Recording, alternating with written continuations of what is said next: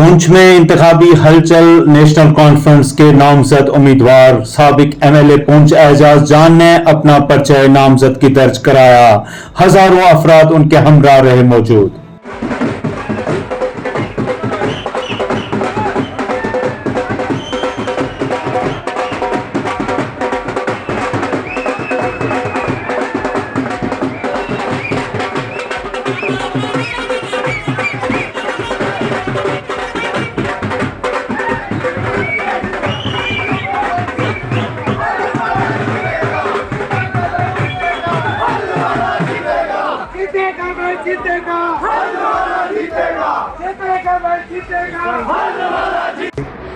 अब जब ये दफ़ा तोड़ा, स्टेट को तोड़ा, तो पूरी रियासत को जेल में कन्वर्ट किया। और जब कोई साल के बाद, कोई 6 महीने बाद, कोई 1.5 साल के बाद लोग जब उस जो उनके ऊपर रिस्ट्रिक्शंस थी उससे जब वो बाहर निकले, तो जम्मू कश्मीर के लोगों में खास करके नेशनल कॉन्फ्रेंस ने बिल्कुल भी ये नहीं कोशिश की कि वो नौजवानों को सड़क पे लेके जाए, क्योंकि अगर सड़क पे ले जाते, कानून के अपने हाथ में लेते, वो मैं समझता हूँ हिंदुस्तान की जमहूरी मुल्क में बड़ी गलत बात है। जैसे कि अब जमहूरी हक एक इंसान का वोट डालना, बीजेपी जो डर रही थी 10 साल के बाद ये इलेक्शन करने जा रही है, आप देखेंगे इस इलेक्शन में बीजेपी को जम्मू कश्मीर की अवाम लखनपुर का रास्ता दिखाएगी, लखनपुर का गेट जो है वहाँ पे दिखाएगी। नेशनल कॉन्फ्रेंस का जो मैनिफेस्टो है उसको लेकर क्या कहना चाहिए? नेशनल कॉन्फ्रेंस का मैनिफेस्टो जो है वो आवाम दोस्त मैनिफेस्टो है। वो बहुत लंबा 23 पेजों का मैनिफेस्टो है, मैं यहाँ पे नहीं पढ़ सकता, आपके पास उसकी डिटेल है। खास करके उसमें 2-4 पॉइंट्स वुमेन के लिए जो है, यूथ के लिए उसमें रखा गया है, बच्चों के रोज़गार के लिए वहाँ पे रखा गया हुआ है, और महंगाई के, बिजली के लेके महंगाई के लिए रखा गया है कि उसको किस तरीके से कम किया जाएगा। 200 यूनिट फ्री देने की बात की गई है। बहुत सी ऐसी चीज़ें हैं, मैं अभी टाइम की कमी की वजह से नहीं बता सकता। अपोजिशन ने बड़ा इस मैनिफेस्टो पे तो इल्ज़ाम लगाया कि 370 ख़त्म कैसे होगा ये, इसके बारे में आप क्या कहना चाहते हैं? देखिए, अपोजिशन में समझता कोई नहीं है, यहाँ सारी अपोजिशन बीजेपी है, यहाँ दूसरी तो पार्टी कोई नहीं है। यहाँ जो भी है दूसरी तरफ बीजेपी है, ABC टीम है। तो जो पहले कहते थे हम बीजेपी का पार्ट। उधर PDP के नामजद उम्मीदवार शमीम अहमद गनई ने भी अपना पर्चा नामजदगी जमा कराया। इस दौरान मंडी से काफिले की सूरत में उनके हमरा हजारों लोग पुंछ पहुंचे।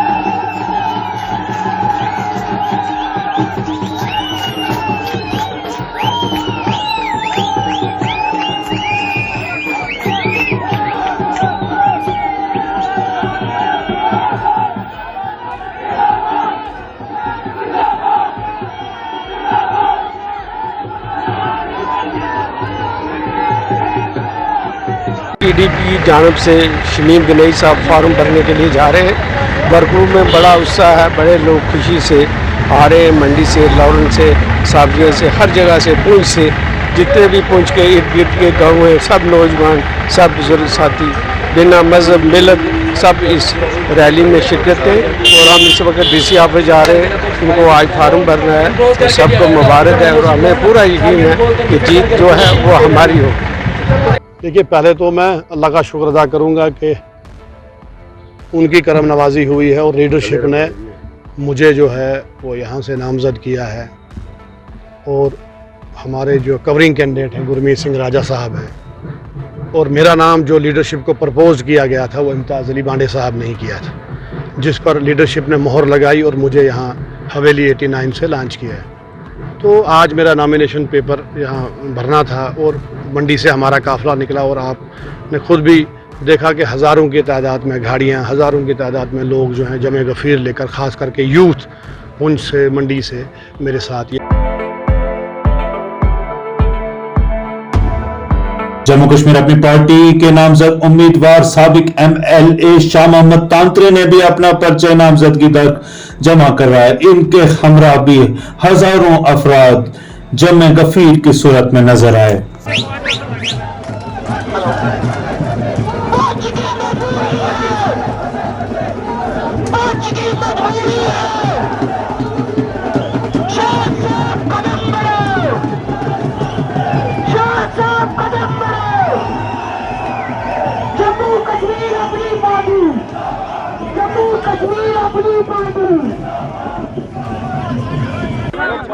उसमें मेरा ख्याल है, मुझे नहीं, आपको कहना चाहिए। आपको कैसा लगा?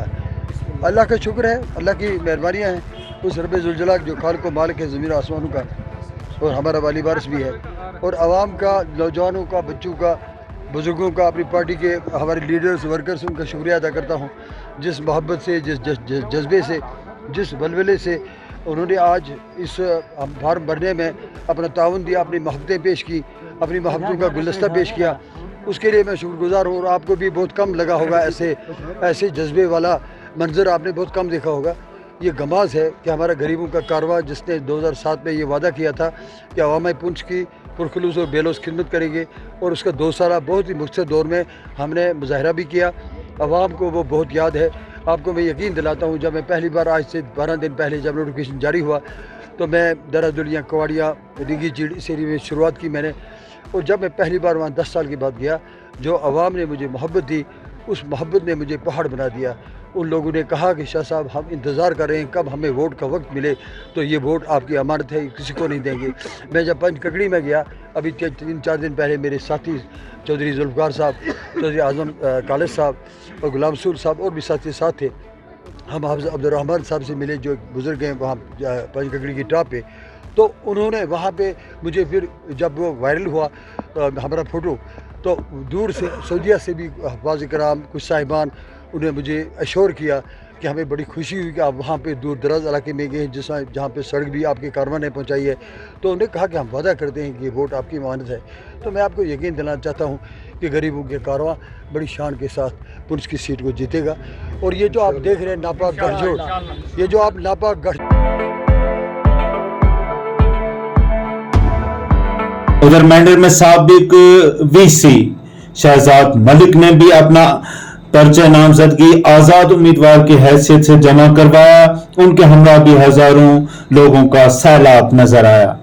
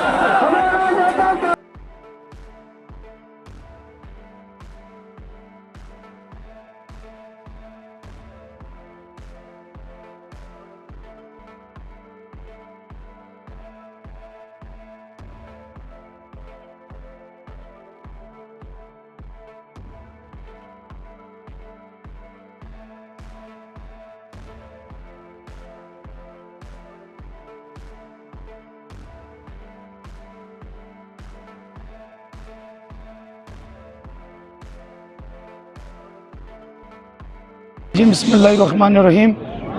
मैं सबसे पहले मेंढर की आवाम का, बुज़ुर्गों का, नौजवानों का शुक्रगुज़ार हूँ जिन्होंने हौसला अफजाई के साथ मुझे यहाँ लाया, और मैंने आज यहाँ का फॉर्म फिल किया है, नॉमिनेशन। मैं अल्लाह तबारिक व तआला से दुआ करता हूँ कि अल्लाह तबारिक व तआला हमें हक़ पर चलने की और हक़ आवाज़ बुलंद करने की तौफ़ीक़ अता फ़रमाए, और हमने इस प्लेटफार्म को जुल्म के ख़िलाफ़, यतीमों गरीबों मिस्किनों की आवाज़ बुलंद करने के लिए, यहाँ के इंफ्रास्ट्रक्चर की बात करने के लिए, नौजवानों जो बेरोज़गार हैं उनके लिए बात करने के लिए एक साफ़ शफाफ गरीबों का कारवां इकट्ठा किया है। और इंशाअल्लाह तबारिक व तआला हम सब मिलकर इस कारवां को आगे बढ़ाएंगे। और अल्लाह तबारिक व तआला ने चाहा तो जब तक ज़िंदगी है तब तक अपने लोगों को सर्व करेंगे इंशाअल्लाह।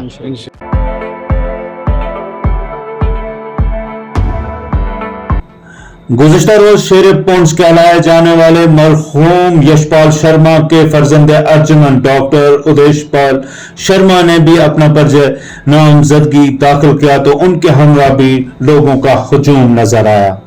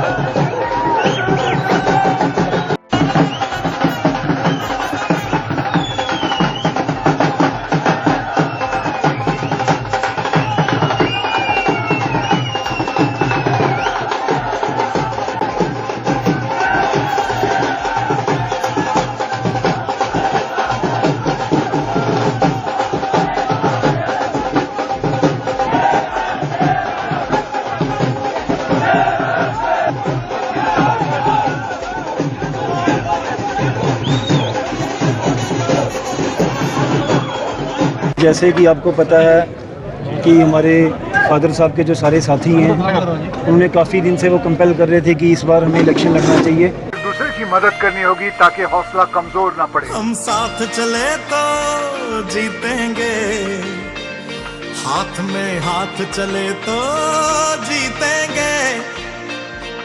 क्योंकि जैसे कि आपको पता है इस जमहूरी निज़ाम में आज 10 साल बाद इलेक्शन हो रहे हैं। जीतेंगे सारे वादे जीतेंगे, जीतेंगे दिल के ये मजबूत। यहाँ से हमने आगाज़ किया कि as an independent candidate doctor Udeshpal Sharma जो मेरा नाम है, मैं इलेक्शन लड़ने जा रहा हूँ।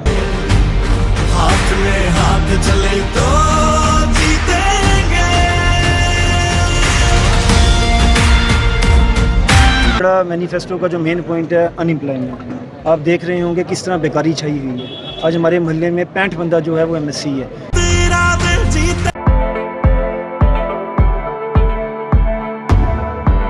निसार शाह आजाद उम्मीदवार की हैसियत से इंतखाबात में हिस्सा लेंगे। उन्होंने कहा कि पार्टी ने एक तरफा फैसला सुना है जिसकी वजह से उन्हें आजाद उम्मीदवार की हैसियत से इलेक्शन लड़ना पड़ रहा है।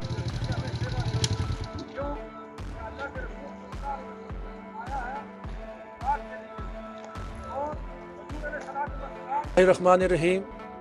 मैं एक्चुअली तो साहा श्रीनगर में रहा। मैंडेट के बारे में उन्हें मेरी हाईकमान ने मुझे बिठा के रखा। आखिर पे उन्होंने लास्ट पे फ़ैसला जो था एक तरफा किया है। तो मैंने उनको उसी वक्त गुजारिश की थी कि मैं पुंछ में अगर इसी को आप रखना चाहते हैं तो मैं पुंछ में कोई कंपेन नहीं करूँगा। मेरी साउथ कश्मीर में या सेंट्रल कश्मीर में मेरी ड्यूटी लगाई जाए। बहरहाल बहुत से साथियों ने फ़ोन किया और दिन रात फ़ोन लोग करते थे, हज़रत आप नहीं भी लड़ते तब भी आएँ, हमें बताएं क्या करना है। तो मैं कल रात को आया। कल दिन को अपने इन सभी साथियों को मैं इनकी अज़मत को सलाम करता हूँ। ये सारे साथी बिल्कुल शार्ट नोटिस पे आए। किसी को फ़ोन किया, मैंने कुछ लोगों को सुबह फ़ोन किया। सारे साथी मेरे आए यहाँ, इनसे बात हुई। अब हमारा यही फ़ैसला है कि कुछ लोग ऐसे लोग भी हैं ग्रास रूट पे, कुछ लोग जो आम बाकी लीडरों के साथ जाके लोगों को ख़रीदो फरोख्त करने की कोशिश करते हैं। तो मैंने लोगों को या साथियों को कहा कोई ख़रीदो फरोख्त नहीं होगी। इंशाअल्लाह हमने फ़ैसला किया हम आज़ाद इलेक्शन लड़ेंगे, आज़ाद में उम्मीदवार की हैसियत में। हार जीत अल्लाह के हाथ में है। कल भी हम अपना काम अल्लाह के फजल से खुद करते थे और आइंदा भी अल्लाह के फजल से खुद करेंगे। हमने 1947 हो या 1965 हो या 71 हो या प्रैक्सी वार हो, इसमें मुल्क की एकता और सालमियत के लिए काम किया है, कुर्बानी दी। मेरे सक्के जियाले भाइयों की कुर्बानियाँ हैं इस रियासत की, मुल्क की एकता और सालमियत हिंदू मुस्लिम भाईचारे के लिए। जब मिलिटेंसी पीक पे थी हमने कुर्बानियाँ दी, शहादतें दी ब्रदरों ने, मेरे कुकुम्बे ने, और मैंने हमेशा मुल्क की एकता सालमी के लिए बात की है। अल्लाह के फजल से आज भी करते हैं और कल क़यामत तक भी करते रहे, क्योंकि जब मैं पैदा हुआ तो मेरी आँख खुली तो मैंने हिंदुस्तान को पाया विरासत में, क्योंकि मेरा हिंदुस्तान ख्वाजा अजमेरी का हिंदुस्तान है, कुतुबुद्दीन बख्तियार काकी का हिंदुस्तान है, ख्वाजा निज़ामुद्दीन औलिया रहमतुल्लाह अलैह का हिंदुस्तान है। ये किसी ऐसे शख्स का नहीं है जो हमें डराए या धमकाए या और कोई बातें करे, उनका हिंदुस्तान नहीं, हम सब का हिंदुस्तान है। ये 1 अरब 44 करोड़ का देश है, ये हम सब का देश है। इंशाअल्लाह हम आज़ादाना इलेक्शन लड़ेंगे, हार जीत मेरे अल्लाह के हाथ में है।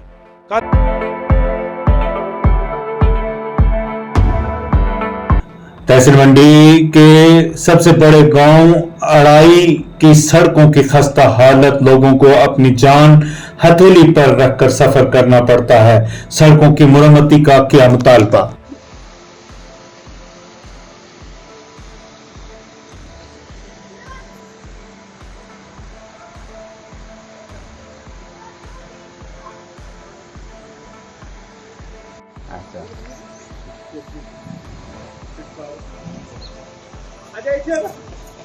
चाय पिला सो? हाँ ठीक है।